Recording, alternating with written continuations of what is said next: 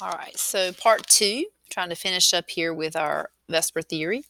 Uh, I was talking on the last video, talking about the axial and the equatorial position. So when you have your trigonal bipyramidal and your octahedral Lewis structures, I want to talk about the electron domains here. So when you talk about the axial position, you're talking about what I was referring to as the ballerina's head and feet.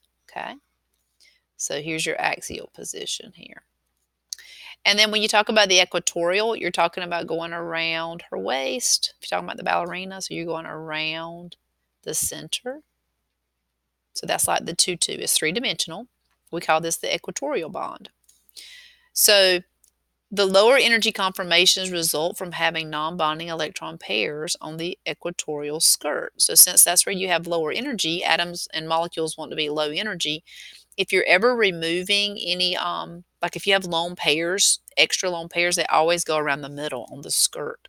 They go around the equatorial rather than the axial position in this geometry. And that's the reason, if you look back here at what we have with our shapes, you'll notice that any of the non-bonding electrons are always in the equatorial position. So here's your lone pair, they're on her skirt. Here's the 2 lone pairs on the skirt. Here's the 3 lone pairs on the skirt. I didn't put them on the top or bottom, they go around the skirt or the equatorial position. That's because that gives you a lower energy conformation. All right, the fifth parent structure is called octahedral. Octahedral is the parent structure, and this is where you have 12 total electrons around your central atom. The bond angles everywhere here are 90 degrees, so 90 degrees from the head to the skirt and 90 degrees around the skirt. It's a flat skirt, if you will. Again, you may want to pause this portion of the video to get your notes copied down and then pick up with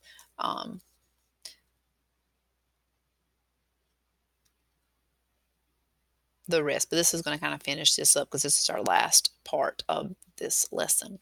So with octahedral, you have 6 atoms on the central atom. The B's here are my atoms on the central, 1, 2, 3, 4, 5, 6, and no lone pairs.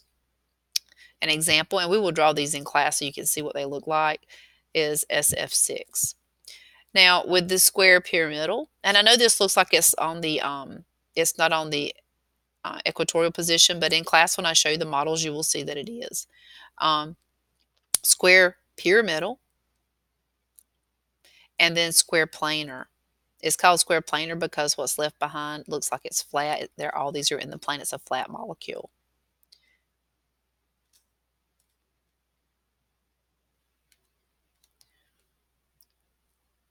All right, that's it for this lesson on VSEPR theory.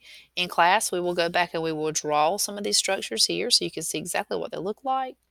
And we will also go back to the Lewis structures that we drew in class last week, and we will classify their VSEPR shape and bond angles as well. All right, that's it for this lesson.